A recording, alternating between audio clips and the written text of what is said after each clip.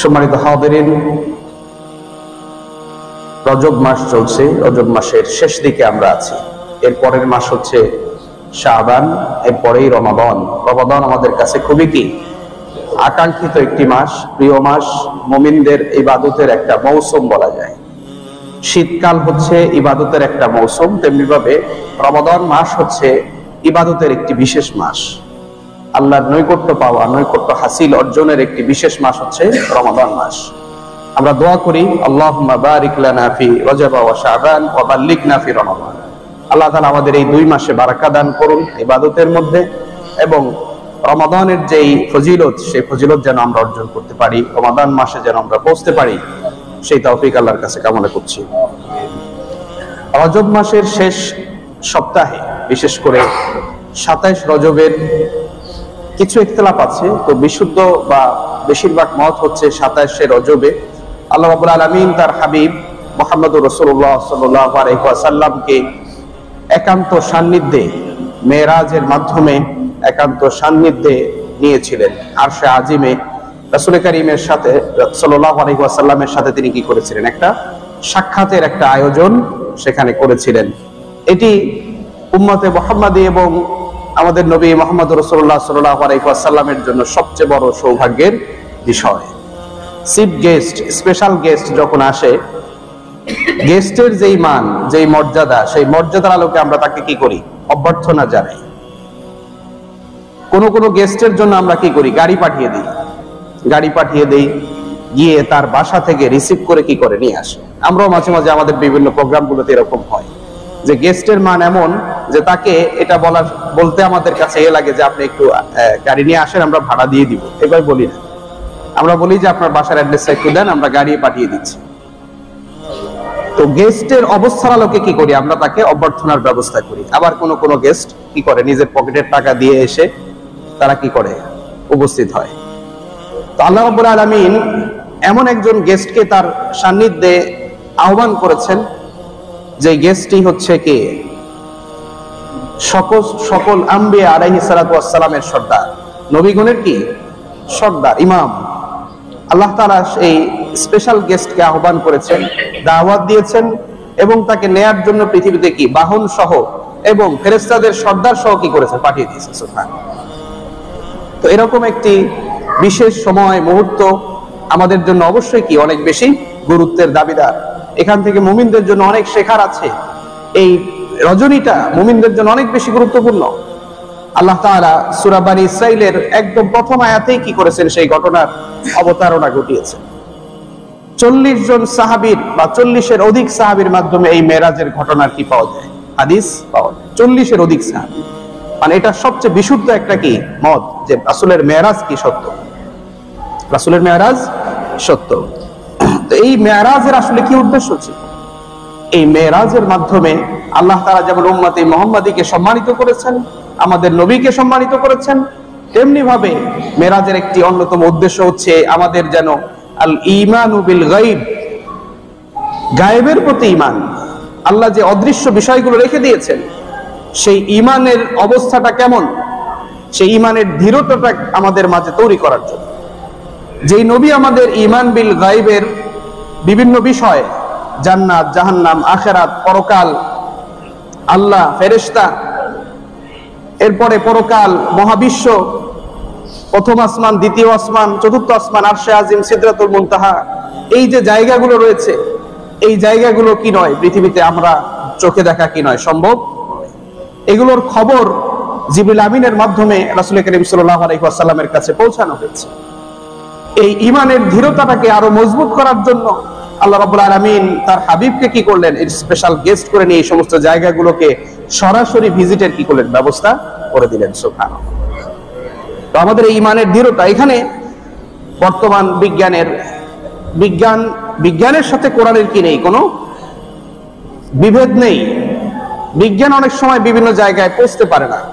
হয়তো একটা সময় বিজ্ঞান একটা জায়গায় পৌঁছেছে, আবার 1 যুগ পরে, 2 যুগ পরে গিয়ে আবার কি করেছে? তার ধারণাটা চেঞ্জ করে আবার কি হয়েছে? নতুন ধারণা দিয়েছে।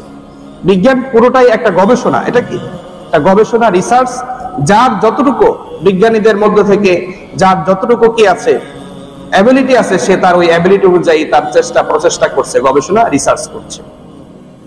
তো বিজ্ঞানের সাথে কোরআনের কি নেই? পার্থক্য নেই। কিন্তু কোরআনের বিজ্ঞানের তথ্য গবেষণাগুলো কি হতে পারে? ভুল হতে পারে, কিন্তু কোরআন থেকে আমাদের আমাদের রাসূল মুহাম্মদ রাসূলুল্লাহ সাল্লাল্লাহু আলাইহি ওয়াসাল্লাম থেকে যে তথ্যগুলো আমরা পাই, এর ভিতরে সিটে ফোটা সন্দেহের কোনো কি নেই, অবকাশ নেই, ন্যূনতম সন্দেহের কি নেই, অবকাশ নেই।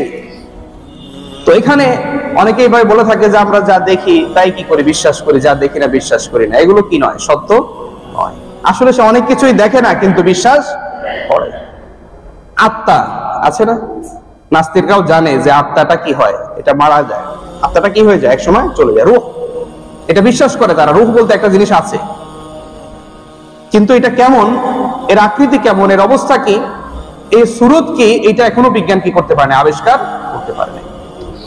অবয়ব যেটা, এটাকে তারা আবিষ্কার করতে পেরেছে, কিন্তু রূহের অবস্থাটা কি তারা আবিষ্কার করতে পারে না। এটা কি জিনিস, এটা কোথায় চলে যায়, এটা না থাকলে মানুষের সব আছে, বডির সকল অর্গান ঠিক আছে, পুরো অবকাঠামোটা কি আছে, ঠিক আছে, রক্ত মাংস সব ঠিক আছে, হাড়গুলো জয়েন্টগুলো সব ঠিক আছে, কিন্তু কি যেন নাই, পড়ে আছে, আর কোনো পাওয়ার নেই, তাই পাওয়ারলেস। সেটা কি? রূহ। কুলির রূহ মিন আমরি রাব্বিকুম। এই রূহটা হচ্ছে তোমার রবের আদেশ, অর্ডার। এটা আল্লাহ দিয়ে দিয়েছেন। আছি মানুষ, নাই লাশ, আছি মানুষ, নাই কি হয়ে যাব, লাশ হয়ে যাব। এই যে আমরা ঘুমাই, ঘুমের ব্যাপারে বিজ্ঞানের কি থিওরি আছে? ঘুমটা কি? এই ঘুমায় গেলে আর কোনো খবর নাই। বিজ্ঞানী স্বয়ং নিজেও জানে না ঘুমের মধ্যে কি হয়ে গেছে, বিজ্ঞানী নিজেও জানে না ঘুমের মধ্যে কি হয়ে গেছে, কিন্তু ঘুম বিশ্বাস করে না, ঘুম বিশ্বাস করে, কিন্তু জানে না এই যে ঘুমের মধ্যে আমি যে 8টা ঘন্টা কাটাইলাম, এটা আমার কি হইলো। স্বপ্নে দেখে, আমরা অনেক সময় স্বপ্ন দেখি না, স্বপ্ন দেখি, স্বপ্ন দেখার মধ্যে দিয়ে আমরা দেখি কিছু কিছু ঘটনা স্বপ্নে দেখি, পরের দিন আবার সকালে এটা বাস্তবেও হয়ে যায়, এরকম হয় না? এইটার সাথে বিজ্ঞান কি রিলেশন করবে? স্বপ্নে দেখছে, ঘুমের মধ্যে দিনের বেলায় কিছু বাস্তবায়ন হয়ে গেছে, এটার বিজ্ঞান কি ব্যাখ্যা করবে? বিজ্ঞানের ব্যাখ্যা আছে এখানে? কোনো ব্যাখ্যা নাই। তো বিজ্ঞান কিছু জায়গায় এখনো পৌঁছতে পারে নাই। তো উম্মতে আল্লাহ রাব্বুল আলামিন প্রত্যেক যুগে নবীদেরকে বিশেষ মুজিজা দিয়েছেন। তিনি যে নবী, এটার প্রমাণ হিসাবে এমন কিছু ঘটনা তাকে দিয়ে দিয়েছেন, এমন কিছু পাওয়ার তাকে দিয়েছেন, যে এই পাওয়ার গুলো প্রমাণ করে তিনি হচ্ছেন কি আল্লাহর পক্ষ থেকে একজন রাসূল বা নবী। যেমন, এবং ওই পাওয়ারটাকে আরবিতে বলা হয় আমরুন খারিকুন লিল আদা, যেটাকে মুজিজা, এটাও আরবি শব্দ। এটার ব্যাখ্যা হচ্ছে আমরুন খারিকুন লিল আদা, অর্থাৎ এটা এমন একটা জিনিস যেটা এই স্বভাবজাত যে বিষয়গুলো আছে, প্রকৃতিতে ন্যাচারালি যে বিষয়গুলো আপনারা দেখতে পান এরকম নয়, এটার ব্যতিক্রম কিছু। এটা ন্যাচারালি কোনো বিষয় ঘটে না। যেমন আকাশের চাঁদ দ্বিখণ্ডিত করা, এটা কি কোনোদিন দেখেছেন আপনারা? কেউ কোনদিন করতে পেরেছে? এটা পারেনি। অসুস্থ মানুষ, ঈসা আলাইহিস সালাম কি করেছেন? হাত বুলিয়ে দিয়েছেন, অসুস্থ মানুষ সুস্থ হয়ে গেছে। এখন এখানকার বহু মানুষ হাত বুলাইলে অসুস্থ হবে? হবে না। এগুলো হচ্ছে একটা বিশেষত্ব। এবং প্রত্যেক যুগে আল্লাহ তাআলা নবীদেরকে এরকম বিশেষ কিছু মুজিজা দিয়েছেন, যে মুজিজা গুলো হচ্ছে ওই সময়ের উপযুক্ত। যেমন মূসা আলাইহিস সালামের সময়, ফেরাউনের ওই যুগে লোকেরা জাদুবিদ্যায় খুব পারদর্শী ছিল, অনেক বেশি জাদু জানতো তারা বিভিন্ন রকমের জিনিস, যেমন যে সামেরি, সেও কি করেছিল, এমন একটা গরু আবিষ্কার করছে, গরুটার দিয়ে হাম্বা বলাইতে পারে, স্বর্ণ দিয়ে গরু বানাইছে, গরুটারে কি বলে, হাম্বা বলাইছে। তো এরকম বিশেষত্ব, ওই সময়ের বিশেষত্ব ছিল হচ্ছে জাদুবিদ্যা।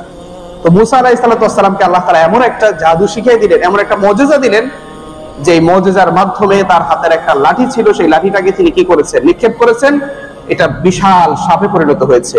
এবং সকল জাদু, যে জাদুর মাধ্যমে কেউ হয়তো বাঘ বানিয়েছে, সিংহ বানিয়েছে, সাপ বানিয়েছে, যে যা বানিয়েছে, মূসা আলাইহিস সালামের এই মুজিজার মাধ্যমে সকল কিছুকে, তার এই লাঠিটা কি করেছে, সব খেয়ে ফেলেছে। সুবহানাল্লাহ।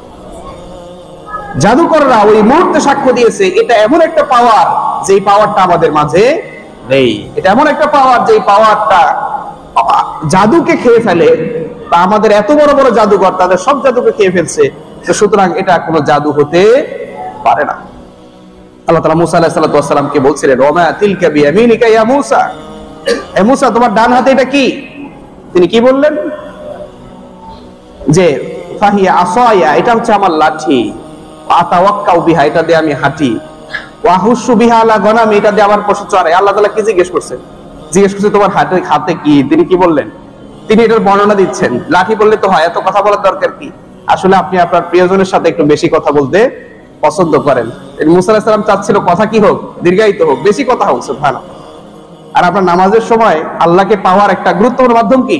নামাজ। এই নামাজের সময় আমরা তাড়াহুড়া করি, কি করি? তাড়াহুড়া করি। আপনি আল্লাহর সাথে একান্ত সময় কাটাচ্ছেন, এখানে যত বেশি সময় আপনি দিতে পারেন। আপনার কাজ একটু লেট হোক না, আল্লাহ তাআলা বারাকা দিয়ে দিবেন। কি দিবেন? দোকান একটু সময় বন্ধ থাকুক, ব্যবসা বাণিজ্য একটু স্টপ রাখেন। আল্লাহর উপরে সেই তিনি যে রাজ্জাক, রিজিক দাতা, এটার উপরে তাওয়াক্কুল রাখতে হবে না? রাখতে হবে। সেই জায়গায় আমরা কেন যেন একটু দুর্বল হয়ে যাই। মনে হয় যে একটু দেরি হয়ে গেলে আমার কাস্টমার কি চলে যেতে পারে, কিন্তু আল্লাহ চাইলে এমন কাস্টমার আসতে পারে যা আপনি তাকে পণ্য দিয়ে কি করতে পারবেন না, সামাল দিতে পারবেন না। হতে পারে না এরকম? এরকম বহু হয়, বহু নিদর্শন আমরা দেখি। একসময় কিছুই ছিল না, এখন কি অনেক কিছুর মালিক হয়ে গেছে, আলহামদুলিল্লাহ। তো রবের নৈকট্য হাসিলের জন্য ভাবে কি করা দরকার? সময় দেয়া দরকার। আল্লাহর সাথে সময় দিতে গিয়ে তাড়াহুড়া করা উচিত নয়। শয়তান আমাদেরকে এই জায়গাগুলোতে ফেল করায়। নামাজে এসে তাড়াহুড়া করা, এখানে আসলে কেন যেন ব্যস্ততা বেড়ে যায়। কখন খুতবা শেষ হবে, কখন নামাজ শেষ হবে। আল্লাহর অনেক বান্দা আছে যারা কোন রকম এসে শেষে দাঁড়ায়, আবার কি করে যাওয়ার জন্য কি তাড়াহুড়া করে। আল্লাহ তাআলা আমাদের বুঝার তৌফিক দান করুন। আমরা অতি বেশি দুনিয়ামুখী হয়ে গেছি। কি হয়ে গেছি? দুনিয়া নিয়ে অনেক বেশি পেরেশান। আমাদের অনেক কিছু করতে হবে, কিন্তু এই দুনিয়াতে এমন কিছু করা দরকার যেটার কারণে আমাদের পরকাল কি হবে? সুন্দর হবে, সুখী হবে। অনন্তকালীন জীবনের ইনকামটা আপনাকে এখনই করে যেতে হবে। ওই জীবনকে সুখী সমৃদ্ধি করতে হলে আপনাকে এখনই কি করতে হবে? পরিশ্রম করতে হবে। আবার দুনিয়াটাও চালাইতে হবে, কিন্তু এই দুইটার সমন্বয় করতে গিয়ে আমরা কি করে ফেলি? গ্যাপ করে ফেলি। তো আল্লাহ তাআলা ঈসা আলাইহিস সালাতু ওয়াস সালাম সেই সময় চিকিৎসা বিদ্যায় মানুষ কি ছিল? অনেক বেশি পারদর্শী ছিল চিকিৎসা বিদ্যায়। তো এমন একটা দিয়ে দিলেন, তাকে মুজিজা দিলেন। তিনি কি করলেন? মরা মানুষ মরে আছে, তাকে বললেন ইয়া আব্দুল্লাহ কুম বিইذনিল্লাহ, আল্লাহর বান্দা ওঠো, আল্লাহর হুকুমে উঠে যাও। সুবহানাল্লাহ। এই মরা মানুষ কি হয়ে গেছে? তাজা হয়ে গেছে। সুবহানাল্লাহ। অসুস্থ মানুষের গায়ে হাত বুলাই দিয়েছেন, কি হয়ে গেছে? তাজা হয়ে গেছে। এটা কোনো চিকিৎসা বিজ্ঞান করতে পারবে? আজ পর্যন্ত পেরেছে? সম্ভব নয়। তো এইভাবে আমাদের নবী মুহাম্মদ রাসূলুল্লাহ সাল্লাল্লাহু আলাইহি ওয়াসাল্লামকে এমন একটা মুজিজা তিনি দিলেন, যেই মুজিজা তৎকালীন সময়েও যেমন একটা চ্যালেঞ্জিং মুজিজা ছিল, আবার বর্তমান সময়ের তথ্য প্রযুক্তি বিজ্ঞান সায়েন্সের এই যুগে এই মুজিজা সেই আজ থেকে 1500 বছরে এমন কিছু তিনি দেখিয়েছেন, এমন আল্লাহর কুদরতের প্রকাশ তিনি ঘটিয়েছেন, যেটা আজও বর্তমান বিজ্ঞান তার ধারে কাছেও পৌঁছতে পারেনি এবং ভবিষ্যতে পারবে বলে কোনো ধারণা কেউ করতে এখনো পারে না। সেই সময় যুগে, আরব যুগে সাহিত্যের প্রচুর কি ছিল? সাহিত্য কর্ম সেখানে ছিল। আরবরা সবচেয়ে উঁচু মানের, উন্নত মানের সাহিত্য রচনা করতে পারত। আরবদের সাহিত্য নিয়ে এখনো কি হয়? গবেষণা হয়, প্রচুর পরিমাণে গবেষণা। ওই মানের সাহিত্য কোনো ভাষায় এখনো তৈরি হয় নাই, এত উন্নত মানের সাহিত্য। কিন্তু যখন কোরআন নাজিল হয়ে গেল, পৃথিবীর সর্বশ্রেষ্ঠ মুজিজা কোরআন যখন নাজিল হলো, তখন আল্লাহ তাআলা এই কোরআনের মধ্যেই বলে দিয়েছেন যে ওয়াই কুনতুম রাইবিম মিম্মা নাযালনা আলা আবদিনা ফাতু বিসূরাতিন মিন মিসলি, যে আমার এই বান্দার উপরে যেই কোরআন আমি দিয়েছি, আমার এই বান্দা গোলাম, এখানে গোলাম বলা হয়েছে, আব্দ, যে আমার এই বান্দাকে যেই কোরআনটা আমি দিয়েছি, তোমাদের যদি সাধ্য থাকে, সামর্থ্য থাকে, তোমরা এইটার মতো এটার এই কোরআনের মধ্য থেকে একটা ছোট সূরা অথবা একটা ছোট আয়াতের মতো করে একটা আয়াত তোমরা বানায় নিয়ে আসো। কিন্তু সেই সময় কি হয় না? আরবরা সক্ষম হয়নি, তারা পারেনি। মাক্কি যুগে ইসলাম প্রচারের জন্য এই চ্যালেঞ্জিং মুহূর্তটার মধ্যে কোরআন এসেছে সাহিত্যের অনন্য একটা নিদর্শন নিয়ে। এই জন্য দেখবেন কোরআনের মাক্কি যুগে যে সূরাগুলো নাজিল হয়েছে, সেই সূরাগুলো একটু সাইজে ছোট, সরার মতো। কিসের মতো? সরা, কবিতা আবৃত্তির মতো, এরকম বেশিরভাগ সূরাগুলো এরকম।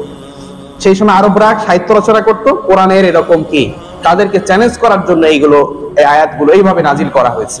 আল্লাহ তাআলা তার বাণীগুলো তো দিয়েছেন, পরেও দিয়েছেন। মাদানী যুগের সূরাগুলো দেখেন, বিশাল বিশাল সূরা, বিভিন্ন হুকুম আহকাম দিয়ে নাজিল হয়েছে।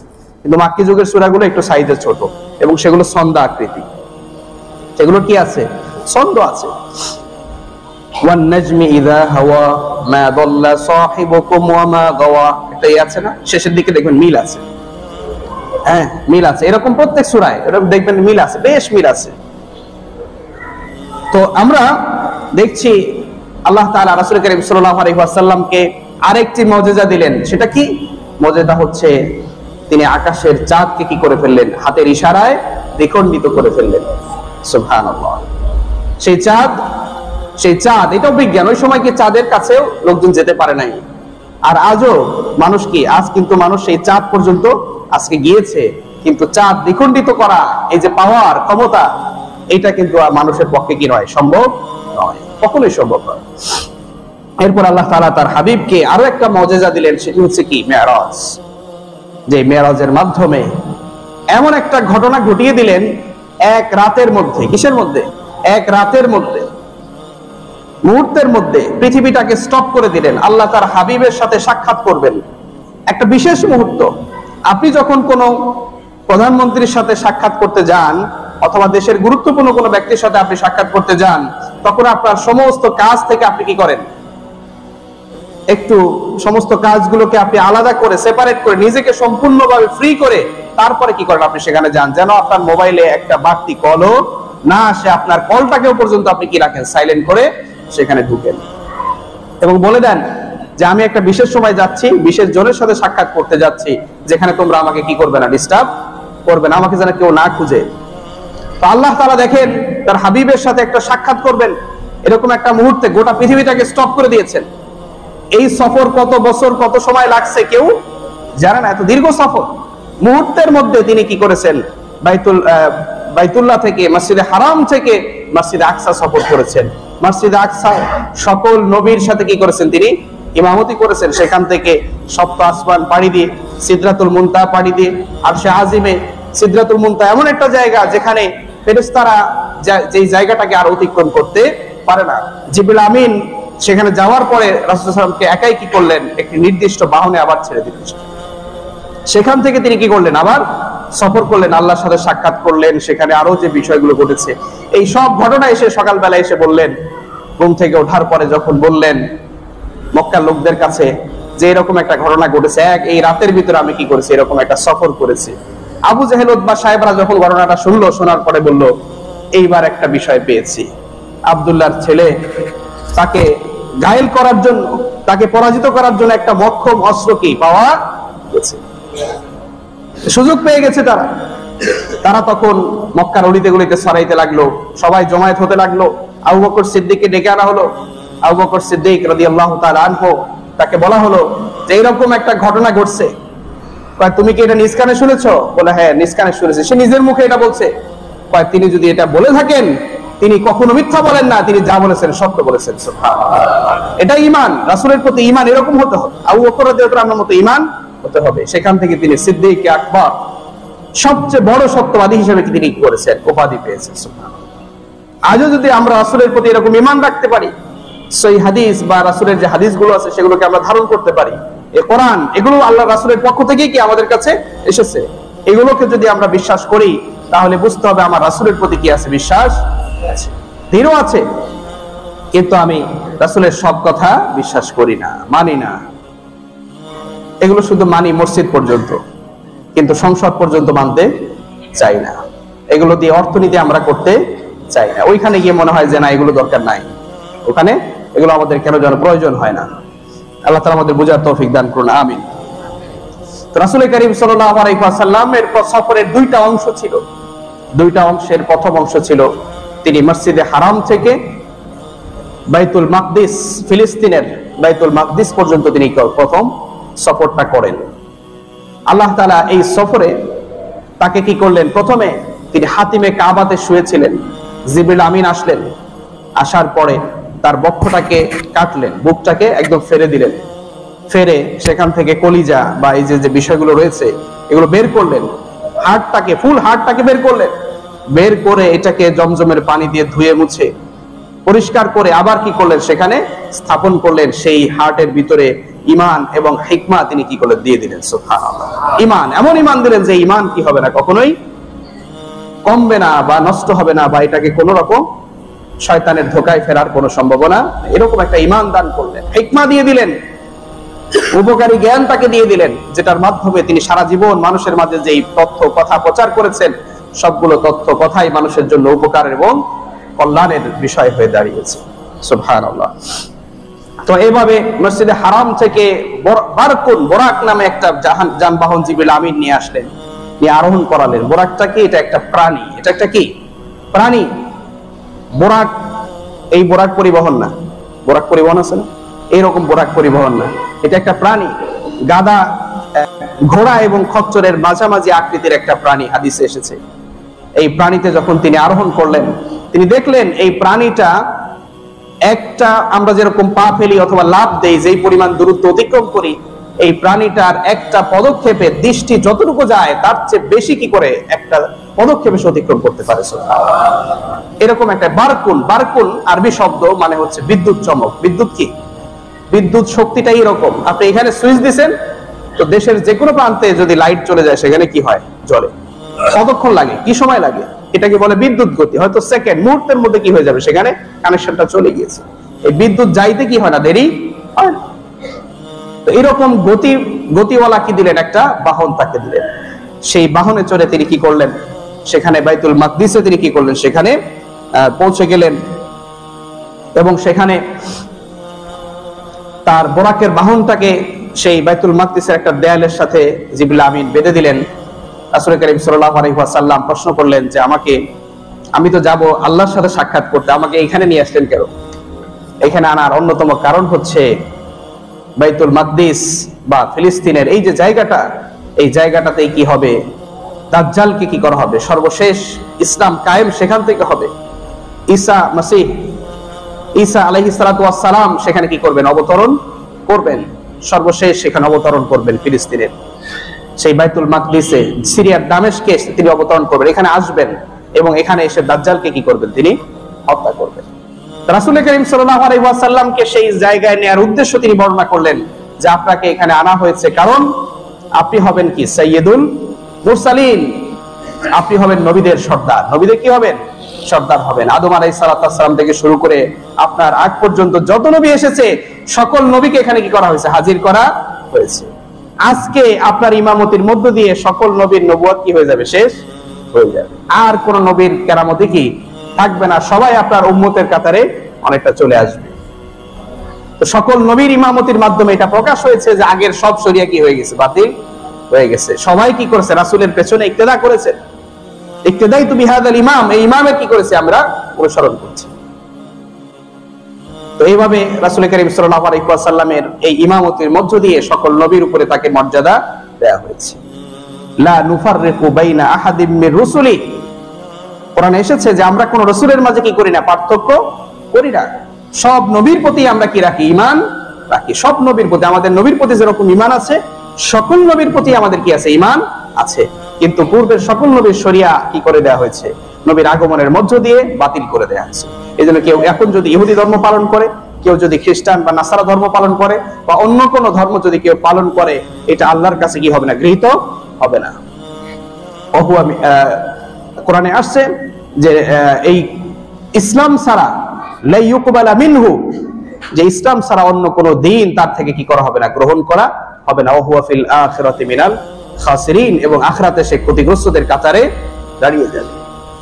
সম্মানিত হাজিরিন, তো এভাবে ইসরার যেই বিষয়গুলো ধারাবাহিকভাবে সংগঠিত হয়েছে, ইসরার দিক থেকে তিনি যখন সেই বাইতুল মাকদিসের কার্যক্রম শেষ করে আবার যখন তিনি রওনা হলেন, তিনি প্রথম আসমানে কি করলেন? গমন করলেন। প্রথম আসমান, প্রথম আকাশে তিনি যখন আরোহণ করলেন, যেই প্রথম আসমান এখনো পর্যন্ত বিজ্ঞান খুঁজে পায় নাই।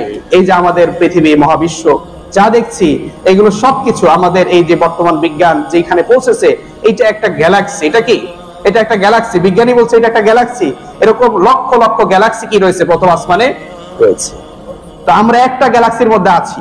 সেই গ্যালাক্সির মধ্যে আবার এই পৃথিবী আছে, চন্দ্র আছে, সূর্য আছে, আরো বহু কিছু আছে। বিজ্ঞান এমনও কিছু বিষয় পেয়েছে যেগুলো আমাদের জন্য সহজ হয়েছে। যেমন কিছুদিন আগেও আমি একটা মিডিয়া নিউজে দেখলাম, সেখানে আসছে অথেন্টিক মিডিয়া নিউজ, জানি না কতটুকু সত্য, কিন্তু তারা নিউজটা করেছে। তারা মহাকাশে বিশেষ কিছু সাউন্ড রেকর্ড করেছে যেগুলোকে আল্লাহর জিকিরের মতো মনে হচ্ছে। সুবহানাল্লাহ। এবং এগুলো তারা ধারণা করা হচ্ছে এগুলো ফেরেশতাদের জিকির। এগুলো কি? ফেরেশতাদের জিকির। তো হয়তো বা একটা সময় এভাবে কি হবে, ইসলামের বিষয়গুলো সারা বিশ্বে কি ছড়িয়ে যাবে, মানুষের ভিতরে কি এটা ঢুকে যাবে। তো রাসূল করিম সাল্লাল্লাহু আলাইহি ওয়াসাল্লাম এই প্রথম আসমান পাড়ি দিয়ে প্রথম আসমানে যখন গেলেন, সেখানে দেখলেন পৃথিবীর প্রথম মানব, প্রথম নবী হযরত আদম আলাইহিস সালাতু ওয়াস সালামকে তিনি সেখানে দেখলেন। তিনি দেখলেন সেখানে তিনি একটু ডান দিকে তাকাচ্ছেন, তাকিয়ে তার মুখটা হাস্যোজ্জ্বল হয়ে যাচ্ছে। তিনি দেখছেন যখন তিনি বাঁ দিকে তাকাচ্ছেন, তিনি তখন তার মুখটা কেন যেন মলিন হয়ে গেছে, কান্না ভেসে আসতেছে। এমন সময় মন খারাপ হয়ে যায়, চোখ দিয়ে পানি আসে, এরকম একটা ভাব তার চোখে দেখলেন। তাকে জিজ্ঞাসা করা হলো যে আপনি এইভাবে ডান দিকে তাকিয়ে হাসছেন, বাম দিকে তাকিয়ে কাঁদছেন কেন, কারণ? তিনি বললেন আমি ডান দিকে তাকিয়ে আমি দেখছি যে আমার সন্তানেরা যারা আল্লাহর সন্তুষ্ট প্রাপ্ত যারা বান্দা, যাদের নফসটা মুতমাইন ছিল, প্রশান্ত ছিল, সেই সমস্ত রূহগুলো আমি ডান দিকে আইলিনে দেখতে পাচ্ছি, এবং ওইগুলো দেখছি তারা খুবই আনন্দে কি করছে, সময় কাটাচ্ছে। সুবহানাল্লাহ। আবার আমি যখন বাম দিকে তাকাচ্ছি, বাম দিকে তাকানোর পরে আমি দেখছি সেখানে সিজ্জিন নামক একটা কঠিন জায়গা রয়েছে, যেখানে যারা পাপী আত্মা, পাপিষ্ঠ লোক ছিল, দুনিয়াতে অপকর্ম করেছে, আমার সেই সন্তানেরা সেখানে কি করছে, অবস্থান করছে, তাদের রূপগুলো সেখানে অবস্থান করছে। এগুলো দেখার পরে আমার কি কষ্ট হচ্ছে, এগুলো দেখার পরে আমার কান্না হচ্ছে যে আমার সন্তান, তাদেরকে আমি কি করতে পারি নাই, সবাইকে আমি হেদায়েতের আলোটা পৌঁছাইতে পারি। এরা অপকর্ম করেছে, শয়তানের পথে চলেছে, তা আল্লাহকে ভুলে গেছে। তো এরকম একটা অবস্থা তিনি সেখানে দেখে তিনি চলে গেলেন দ্বিতীয় আসমানে। সেখানে পেলেন হযরত ঈসা আলাইহিস সালাতু ওয়াস সালামকে, তিনি সেখানে পেলেন। ঈসা আলাইহিস সালাতু ওয়াস সালাম তাকে তিনি দেখলেন সেখানে। দেখার পরে তার সাথেও সাক্ষাৎ করলেন, কুশল বিনিময় করলেন। সেখানে ঈসা আলাইহিস সালাতু ওয়াস সালামের সাথে সাক্ষাৎ করে একই আসমানে তিনি দেখলেন সেখানে হযরত ইয়াহইয়া আলাইহিস সালাতু ওয়াস সালাম, তারই নিকট আত্মীয়। তারই কি ঈসা আলাইহিস সালাম এবং ইয়াহইয়া আলাইহিস সালাম দুজনে কি পরস্পর আত্মীয়, সম্ভবত খালাতো ভাই বা এরকম কিছু একটা হবে। তো তার সাথে তিনি সাক্ষাৎ করলেন। ইয়াহইয়া আলাইহিস সালাতু ওয়াস সালাম এমন একজন নবী যার নাম স্বয়ং আল্লাহ নিজে রেখে দিয়েছেন। সুবহানাল্লাহ। নিজে নাম রেখে দিয়েছেন যে তার নাম হবে কি ইয়াহইয়া। সুবহানাল্লাহ। তো এরপরে তৃতীয় আসমানে যখন তিনি গেলেন, তিনি দেখলেন এমন একজন মানুষ সেখানে আছে যার গোটা সৌন্দর্য, গোটা পৃথিবীর অর্ধেক সৌন্দর্য যেন তাকে দিয়ে দেওয়া হয়েছে। সুবহানাল্লাহ। কে? আল্লাহ নবী ইউসুফ আলাইহিস সালাতু ওয়াস সালামকে তিনি দেখলেন। তার চেহারার সৌন্দর্যের চেয়েও তার চরিত্র আরো বেশি কি ছিল, সুন্দর ছিল। সুবহানাল্লাহ। অথচ আমাদের যুবকদের কিছু কিছু দেখি তাদের চেহারার চেয়ে চরিত্রটা বেশি খারাপ। তিনি এমন একজন নবী ছিলেন যার সৌন্দর্যে গোটা মিশর কি হয়েছিল, গোটা মিশরের রমণীরা পাগল পারা হয়ে গিয়েছিল। তার সৌন্দর্যে ভুলে গিয়ে তারা ফল কাটতে গিয়ে তাদের হাতটা কি করেছিল, কেটে ফেলে দিয়েছিল। এরকম একটা সুন্দর নবী, তিনি তার চরিত্র হেফাজতের ক্ষেত্রে এমন কঠিন অবস্থা, কঠিন মুহূর্তে তিনি প্রমাণ দিয়েছিলেন, তার চারিত্র সংরক্ষণের বা চারিত্রিক দৃঢ়তার প্রমাণ দিয়েছিলেন, যেটা বর্তমান সময়ে এরকম দৃঢ়তার পরিচয় দেওয়াটা অনেক বেশি কঠিন, অনেক কঠিন। এবং আপনি যদি চরিত্র হেফাজতের সিদ্ধান্ত নেন, ওই নবীর ঘটনা আমাদেরকে আল্লাহ তাআলা এইজন্যই শোনাচ্ছেন যে কেউ যদি এরকম চরিত্র হেফাজতের সিদ্ধান্ত নেয়, আল্লাহ তাআলা তাকে সাহায্য করেন। সব দরজা বন্ধ ছিল, তিনি যখন আল্লাহর উপরে তাওয়াক্কুল করে দৌড় দিয়েছিলেন, সব দরজা কি হয়ে গিয়েছিল, খুলে গিয়েছিল আল্লাহর সাহায্যে। তো এইভাবে আজও যদি আপনি চরিত্র হেফাজতে, আমাদের যুবকেরা, আমাদের ভাইরা যদি চরিত্র হেফাজতে সিদ্ধান্ত নেয়, আল্লাহ তাআলা তাদের জন্য কি করে দিবেন, সহজ করে দিবেন। এই সূরা ইউসুফ আপনারা পড়বেন, এই সূরাটাতে যে ঘটনা ইউসুফ আলাইহিস সালামের বর্ণনা করা হয়েছে, এটাকে বলা হচ্ছে আহসানুল কসস, সবচেয়ে সুন্দর কি ঘটনা। এর চেয়ে আর সুন্দর ঘটনা হতে পারে না। এটা প্রেম কাহিনী নয়, অনেকে এটাকে প্রেম কাহিনী মনে করে। কি মনে করে? এটা ইউসুফ জুলাইখার প্রেম কাহিনী নয়, এটা একজন সন্তানের প্রতি তার পিতার ভালোবাসার একটা অপূর্ব কাহিনী। যে সন্তানকে হারানোর কারণে তার পিতা কান্না করতে করতে অন্ধ হয়ে গিয়েছিল। 20-30 বছর এরকম লম্বা সময় পরে তার একটা রুমাল হাতে পেয়ে নাকের কাছে নিয়ে তার মনে হয়েছিল আমি আমার ইউসুফের গন্ধ পাচ্ছি, এবং সেটা দিয়ে তার চোখের দৃষ্টি কি আস্তে আস্তে ফিরে আসতেছিল। পিতা পুত্রের এই যে মিলন, এই ঘটনা যদি আপনি দেখেন বা পড়েন, শুনেন, তাহলে দেখবেন আপনি অবাক হয়ে যাবেন, এত সুন্দর ঘটনা। তো অনেকে এটাকে প্রেম কাহিনী বানায় ফেলছে। না, এটা প্রেম কাহিনী নয়, এটা একটা বাবা সন্তানের একটা ভালোবাসার অপূর্ব কাহিনী। আপনারা এটা পড়বেন, দেখবেন, সূরা ইউসুফ পড়বেন, ঘটনাটা পড়লে দেখবেন এত সুন্দর ধারাবাহিক কাহিনী আর কোন সূরা এইভাবে আসে নাই। মুসা আলাইহিস সালাম, মুসা আলাইহিস সালামের কথা সবচেয়ে বেশি আসছে কোরআনে, বনী ইসরাইল জাতির কথা বেশি আসছে, কিন্তু তাদের ঘটনার ধারাবাহিকতা আপনি কোন সূরা একসাথে পাবেন, কিন্তু সূরা ইউসুফের ভিতরে পুরো ঘটনা ধারাবাহিকভাবে কি করা হয়েছে, বর্ণনা করা হয়েছে একদম শুরু থেকে, তার একদম জন্ম থেকে শুরু করে একদম শেষ পর্যন্ত তার সর্বশেষ অবস্থাটাও সেখানে বলা হয়েছে। তো এভাবে চতুর্থ আসমানে গিয়ে তিনি সাক্ষাৎ করলেন হযরত ইদ্রিস আলাইহিস সালাতু ওয়াস সালামের, এবং পঞ্চম আসমানে গিয়ে তিনি সাক্ষাৎ করলেন হারুন আলাইহিস সালাতু ওয়াস সালামের সাথে। হারুন আলাইহিস সালাম কে ছিলেন? মুসা আলাইহিস সালাতু ওয়াস সালামের ভাই ছিলেন। কোরআনে একটা জায়গায় দাড়ির কথা উল্লেখ আছে, কোথায় আছে?